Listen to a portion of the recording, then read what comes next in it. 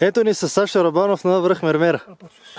Той е изнервен и сега ще гледам да не го дразна много, защото може да рефлектира върху мен. Рефлектира до себе си. Какви са отзивите? Умора много част, не очаквах.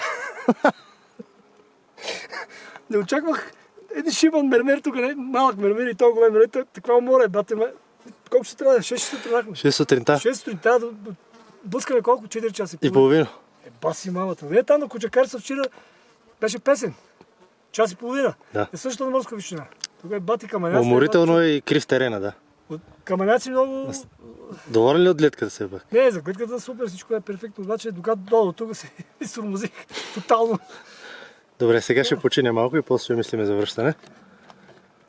Срещу нас е Бричеборското бил, където той е бил 2013-та. Аз бех миналата година.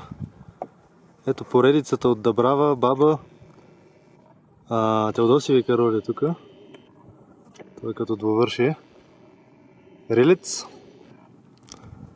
И долу в долината е Мермерското езеро, както и Кьоравица. Далечината е Погледец и скакавците се виждат. Какво да кажем? Още идвам от неофициалния връх Малък Мермер.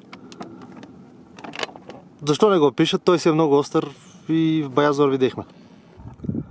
Отзад е Йосифица, върха на който не съм бил, и Мусала. Мусала се вижда най-вкрая, това е също част от скакавците. Песоклива Вапа и Овчарец се виждат. И Венеца, един връх, на който също не съм бил, но Сашо ми предвещава лоши мигове там. Верно е това. Там има сравнение. Не е добре. На Венеца и на това там другото. Не всичко са се... Там се търпи, обаче Венеца е отвратително. Да. Добре, ще имам предвид неговата заръка. Зеления връх, ние идваме от Синьото езеро, което е много красиво. Много красиво, после изкачихме наляво към Малкия Мермер. Така, сега Сухата Вапа, естествено. Най-великият връх на нашата околия. Зли камък е зад Шишко. Той Шишковица не се вижда, май. Да, зад Йосифица. На Албанто или Ковач, както викате Курчин, на Албант. Но Ковач е по-правилно според мене.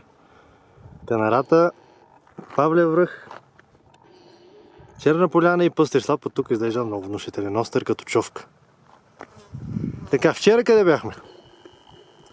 Връх Куджакарица, ето го, който уж същата денивелация, па за час и половина го качихме от... Беше супер. Сашо е доволен от него. Тук съм помагал, дока стигна. Ето от този водопад тръгнахме вчера за Куджакарица, ето тук оставихме джипа. Да.